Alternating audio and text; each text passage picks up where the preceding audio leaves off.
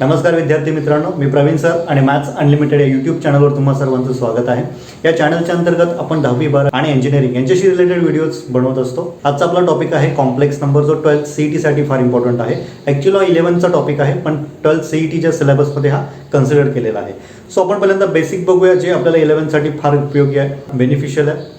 आणि त्याच्यानंतर 12th CETचे काही प्रॉब्लेम सॉल्व्ह करू. हा व्हिडिओ ॲज अ बेसिक म्हणून इंजिनिअरिंगच्या मुलांसाठी पण फार इम्पॉर्टंट आहे. ॲक्च्युअली कॉम्प्लेक्स नंबर हा खूप मोठा चॅप्टर असल्यामुळे आणि CETचा स्टडी हा नेहमी पार्ट वाईज करायचा आहे. आपण कॉम्प्लेक्स नंबर हा एक चॅप्टर CETच्या दृष्टीने टोटल 8 पार्ट्समध्ये डिवाइड केलेला आहे आणि प्रत्येक पार्टसाठी आपण वेगवेगळा व्हिडिओ बनवणार आहोत. सो आज आपण टाईप 1 बघूया. कॉम्प्लेक्स नंबरमध्ये टाईप 1 आहे power and square root. So पहिल्यांदा आपण कॉम्प्लेक्स नंबर म्हणजे काय ते समजून घेऊया. नंबर्स आपल्याला माहिती आहेत, नंबर्स नॅचरल नंबर असतात, होल नंबर असतात, रॅशनल, इररॅशनल, रिअल नंबर असतात. आता हा जो कॉम्प्लेक्स नंबर आहे, हा नंबर या सर्वांच्या वरती येतो. म्हणजे हे बाकी सगळे नंबर्स कॉम्प्लेक्स नंबरच्या आतमध्ये असतातच असतात. सो गाईज, कॉम्प्लेक्स नंबर का शिकायचा, कॉम्प्लेक्स नंबर एवढा इम्पॉर्टंट का आहे, याचं कारण असं आहे की समजा तुम्हाला मी सांगितलं मला square root of 4 is 2, square root of 9 is a 3. Okay, that's fine. पण तुम्हाला मी सांगितलं की मित्रांनो, मला स्क्वेअर रूट ऑफ -4 सांगा. Square root of -4. पहिली गोष्ट, कोणाचाही स्क्वेअर निगेटिव्ह नसतो, सगळ्यांचे स्क्वेअर पॉझिटिव्ह असतात. मग हा कोणाचा स्क्वेअरच होऊ शकत नाही, मग याचं स्क्वेअर रूट आपण कसं काढणार? आणि या कॉन्सेप्टवरून आपला कॉम्प्लेक्स नंबरचा जन्म झाला. सो आता या पद्धतीचं क्वेश्चन कसे सॉल्व्ह करायचे, तर आपण याला कसं डिस्ट्रीब्यूट करतो, 4 × -1. -4 इज इक्वल टू वॉट, 4 × -1. आता प्रत्येकाचा सेपरेटली अंडर रूट घेऊया. Under root of 4 × under root of -1. आता बघा, 4चा आपण अंडर रूट इझिली काढू शकतो, इट्स 2. आणि अंडर रूट ऑफ -1 हे काय करणार आपण, तर यासाठी आपण एक त्याला सिम्बल देतो, तो सिम्बल असतो आय. आता हा तर 2 आहे, इमॅजिनरी झाला, आय फॉर इमॅजिनरी, कारण याची व्हॅल्यू आपण नाहीच काढू शकत. गाईज, हा नंबर म्हणजे कॉम्प्लेक्स नंबर. इथे बघा, हा 2 किंवा हा 3 हे रिअल नंबर आहे आणि हा नंबर काय आहे, कॉम्प्लेक्स. आता याला आयच का म्हणायचं, आयची व्हॅल्यू अंडर रूट ऑफ -1 जी काढता येत नाही, तिला आपण इमॅजिनरी कन्सिडर करतो. हा रिअल आणि हा इमॅजिनरी. आणि कॉम्प्लेक्स नंबर म्हणजे काय, तर रिअल आणि इमॅजिनरी दोघांचं combination. Complex number generally z ने इंडिकेट केला जातो. Z is equal to x plus IY. हा x म्हणजे रिअल पार्ट आणि y म्हणजे इमॅजिनरी पार्ट. y ला इमॅजिनरी पार्ट का म्हणायचं, कारण त्याच्यासोबत आय फॉर इमॅजिनरी हे लेटर आहे, हे सिम्बल आहे. आता प्रेझेंटेशन करताना RE of Z is equal to x, म्हणजे या झेडचा रिअल पार्ट x आहे, capital I m of Z is equal to y, म्हणजे या कॉम्प्लेक्स नंबरचा इमॅजिनरी पार्ट हा y आहे. अशा पद्धतीने दाखवलं जातं. आता रिअल पार्ट किंवा इमॅजिनरी पार्ट हे कोणतेही नंबर्स असू शकतात. It may be 0, it may be negative, it may be positive, it may be rational, it may be irrational. Now first point, if Z equal to 0, जर आपला complex नंबरच 0 असेल, याचा अर्थ काय होतो, real part of Z means x is also 0 and imaginary part of Z is y is equal to 0. आता Z is equal to आपण x प्लस IY घेतो, कधी कधी Z is equal to A plus IB घेतात. So x आणि y च्या ठिकाणी AB घेतल्याने काही फरक पडत नाही. ओके, कॉन्सेप्ट इम्पॉर्टंट आहे. Next one, third point, Z is purely real and Z is purely imaginary. Z हा प्युअरली रिअल कधी असेल, म्हणजे Z मध्ये फक्त रिअल व्हॅल्यू कधी असेल, जेव्हा imaginary value is equal to 0 असेल. म्हणजे i m of Z equal to म्हणजेच y इक्वल टू 0. बघा, y इक्वल टू 0 ठेवला, 0 × I 0. So Z is equal to only x. या केसमध्ये Z हा प्युअरली रिअल होतं. Next one, Z is purely imaginary. Z फक्त इमॅजिनरी असेल, हे केव्हा होईल, जेव्हा x इक्वल टू 0 असेल, म्हणजे रिअल पार्ट हा 0 असेल. म्हणजे आपण असं लिहू शकतो, real part of Z means x is equal to 0. Alright, आपण काही एक्झाम्पल्स घेऊया. Z is equal to 2 + 3I. So RE of Z is equal to 2 and imaginary of Z is equal to 3. Second point साठी example घेऊया. Z is equal to 0 + 0I means Z is equal to 0. Third one, Z is purely real, फक्त real असेल, so Z is equal to 3, कारण imaginary term इथे 0 आहे. So याला आपण represent असं लिहू शकतो, z is equal to 3 plus 0i. Imaginary value 0, 0 आपण लिहिला किंवा नाही लिहिला काही फरक पडत नाही. Now z is purely imaginary. हे केव्हा होईल? जेव्हा रिअल पार्ट 0 असेल. For example z is equal to -2i. Now y is -2 here आणि रिअल पार्ट इज 0. सो आपण रिप्रेझेंट असं करू शकतो 0 - 2i. z is equal to 0 - 2i. Real part 0 आहे. This z is purely imaginary and this z is purely real. Now fourth point, integral power of iota means I. So iota हा आपल्यासाठी नवीन आहे. आपल्याला माहिती आहे I is equal to √(-1). Now प्रत्येकाची power घ्यायची आपल्याला. सो पॉवर आपण power 1, power 2, power 3, power 4, power 10, power 50, power 100 आपण पॉवर काही घेऊ शकतो. सो आपण डिस्कस करूया I⁻1 म्हणजे i ची पॉवर 1. I⁻1 म्हणजे √(-1) याची पॉवर 1. याची पॉवर आयच राहणार आहे किंवा √(-1)च राहणार आहे. So value is equal to i itself. Power 1 i आली. ठीक आहे. आता पॉवर 2 बघूया. I⁻2 म्हणजे मित्रांनो अंडर मध्ये जो -1 आहे याची पॉवर 2 घ्यायची आहे, कारण आय ची व्हॅल्यू √(-1) आहे. आता अंडर आणि स्क्वेअर एकमेकांना कॅन्सल होणार. का कॅन्सल होणार? अंडर म्हणजे -1. अंडर म्हणजे पॉवर हाफ 1/2 आणि याचा आपण स्क्वेअर करतोय. पॉवरची पॉवर म्हणजे पॉवरचं multiplication. -1 × 1/2 × 2. 2 get cancel. So answer -1 as it is मिळणार आपल्याला. तर सोप्या भाषेत आपण असं म्हणू शकतो की अंडर आणि स्क्वेअर एकमेकांना कॅन्सल होतात. सो स्क्वेअर अंडर कॅन्सल झालं, आतमध्ये आपल्याला प्युअर रिझल्ट मिळाला -1. Next term I⁻3 power 3. I⁻3 power 3 आपण कसं लिहू शकतो? So I × I. Alright. I square. Correct. I square is -1. So इथे लिहूया आपण I × I is I square. I square is -1. -1 × I is remaining as it is. -1 × I, -I. So I⁻3 is equal to -I. Let's talk about I⁻4. I⁻4, 4 times multiplication of I × I. Correct? So I × I square. I × I square. So 2 times I square. I square into I square. We know the value of I square. I square is -1. So -1 × -1. -1 × -1 +1. So I⁻4 is equal to +1. I⁻5 आपण कसं लिहू शकतो? I⁻4 × I⁻1. So guys base same आहे. पॉवरशी आपण addition करू शकतो. 4 + 1 5. So आपण असं रिप्रेझेंट करू शकतो. I⁻4 आपल्याकडे व्हॅल्यू आहे 1 × I. सो I⁻5 आपल्याला आन्सर मिळत आहे I.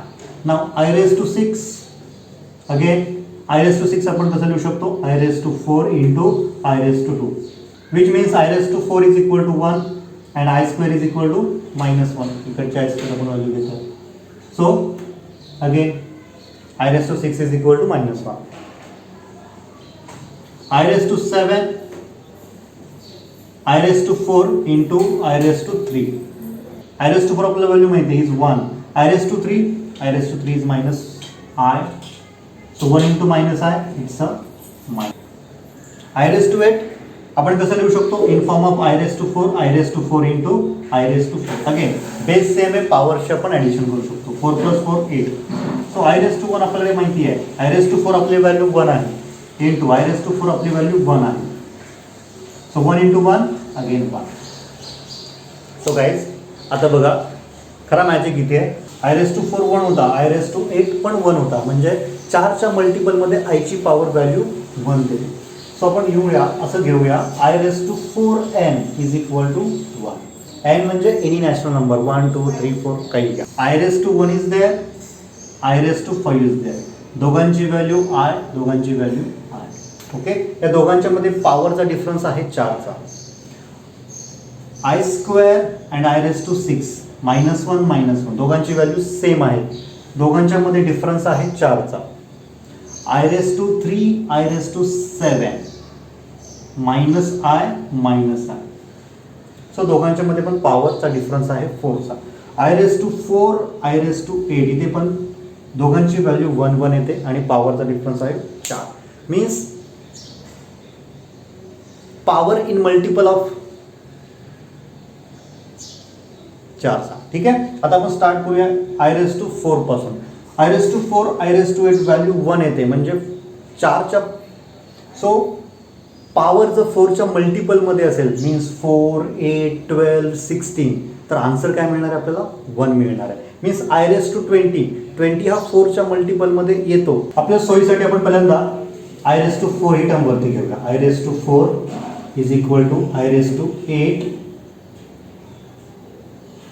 इज इक्वल टू किती आहे 1. मध्ये मी थोडीशी स्पेस सोडतोय. नेक्स्ट वन, आता आय रेस टू 1 घेऊया. आपण आपल्या सोयीप्रमाणे घेतोय बरं का. I raise to 1 is equal to i raise to 5. बघा, i raise to 1 i raise to 5 यांची व्हॅल्यू आहे i. I raise to 2 i raise to 6 यांची पॉवर किती आहे -1. आय रेस टू 3 आणि आय रेस टू 7 यांची पॉवर किती आहे -i. मल्टिपल ऑफ 4 पॉवर्स ज्या असणार आहेत त्यांच्या व्हॅल्यूज काय येणार आहेत 1. सो आपण याला कॉमन लिहू शकतो i into i raise to 4n. Commonly आपण लिहू शकतो i raise to 4n. n means any natural number starting from 1.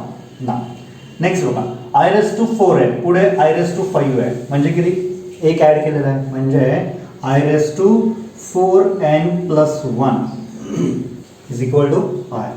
Now compare to i raise to 4 हा आय रेस टू 6 आहे म्हणजे किती 2 ने जास्त आहे. So i raise to 4n plus 2 याची व्हॅल्यू किती येते -1. आणि लास्ट आय रेस टू 7 म्हणजे 3 ने जास्त आहे. So i raise to 4n plus 3. कोणत्याही नंबरची आपल्याला जर पॉवर फाइंड करायची असेल तर त्याच्या जवळचा मल्टिपल ऑफ 4 शोधायचा आणि जी काही रिमाइंडर राहील तो डायरेक्ट आपण पॉवर म्हणून कन्सिडर करायचा. I raise to 28 is it multiple of 4? Yes. So आपण असं लिहू शकतो i raise to 4 raise to 7. I raise to 4 is 1 raise to 7 is 1. Means multiple of 4 आला की आन्सर 1 येतो. आता आपण आय रेस टू 31 घेऊया. I raise to 31. ना 31च्या जवळचा मल्टिपल ऑफ 4 कोणता आहे? सो 28 आहे. सो आपण याला i raise to 28 into i raise to 3 असं लिहू शकतो. आय रेस टू 28 हा तर 1 आहे म्हणजे 1 इंटू आय रेस टू 3. आता आय रेस टू 3 किती आहे? आय रेस टू 3 मायनस आहे minus i. So i raise to 31 is minus आहे. आणखी एक्झाम्पल घेऊया. I raise to 49. 49च्या जवळचा मल्टिपल ऑफ 4 किती आहे? 48 आहे. सो आय रेस टू 49 ला आपण i raise to 48 into i raise to 1 लिहू शकतो. बेस 10 पॉवरचे addition 48 plus 1 49. I raise to 48 multiple of 4 आहे सो याची व्हॅल्यू 1 येणार. राहिला फक्त i into 1 is i. So i raise to 49 is equal to. अशा पद्धतीने आपण सिम्प्लिफाय करायचं आहे आणि MCQ सॉल्व्ह करायचे. टाईप होईल.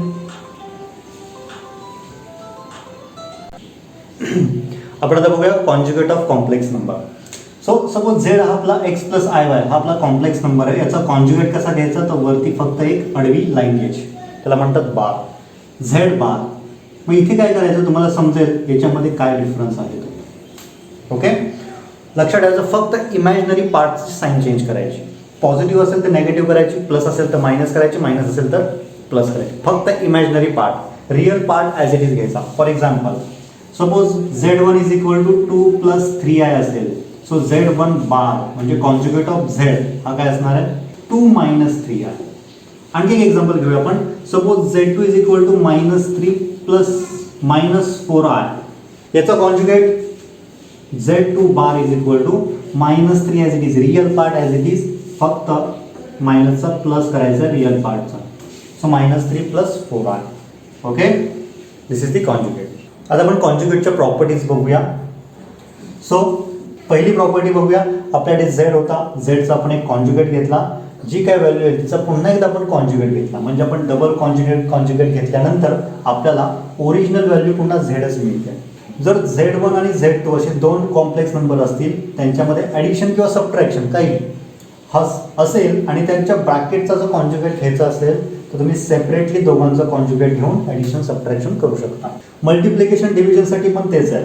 दोघांचं मल्टिप्लिकेशन ब्रॅकेटचा कॉन्ज्युगेट म्हणजे पहिल्याचा कॉन्ज्युगेट इंटू दुसऱ्याचा कॉन्ज्युगेट सेपरेट करू शकतो आपण कॉन्ज्युगेट घेऊन.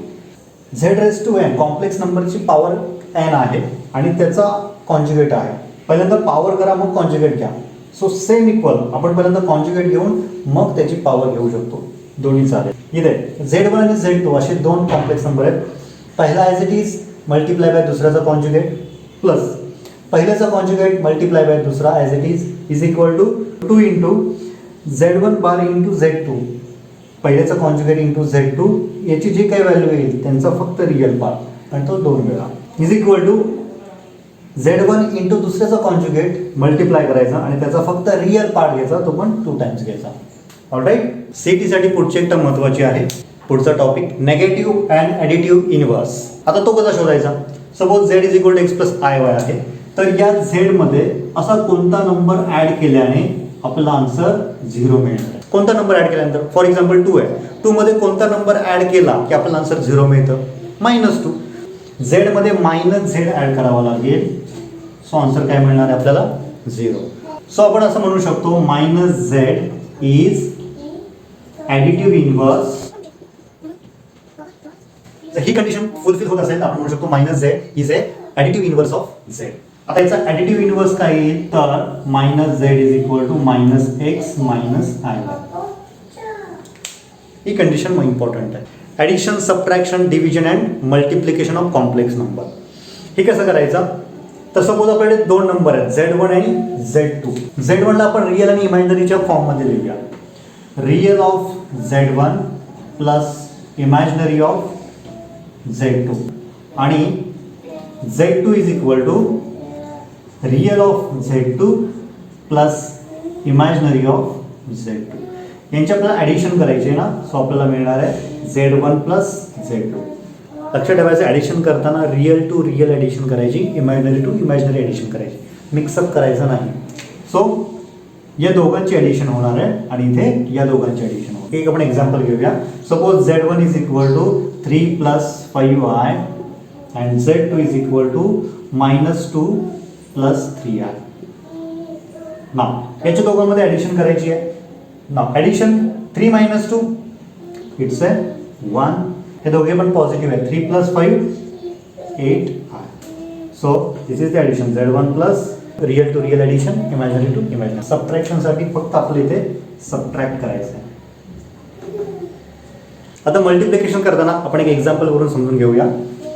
Z1 is equal to 2 plus 3i, Z2 is equal to 4 plus 5i. Z1 into Z2 2 plus 3i into 4 plus 5i. ना इथे मात्र पूर्णपणे ब्रॅकेट सॉल्व करायचं आपल्याला. So 2 into 4 then 2 into 5. So 2 into 4 8 plus 2 into 5 10i. Now 2 ने या दोघांना multiply करून झालं. आता 3i ने या दोघांना मल्टिप्लाय करायचं. 3 into 4 12 and i as it is. Now 3 into 5 15 and i into i. Let's take care of i into I square. I into I square. So value काय आली? 8 plus 10i plus 12i. 15 into I square is -1. -1 into 15 -15. So 8 plus 10i plus 12i minus 15. Guys, addition आहे. आता सगळ्यांमध्ये addition आहे. So real to real addition. 8 minus 15 it's a -7 and 10 plus 12 22i.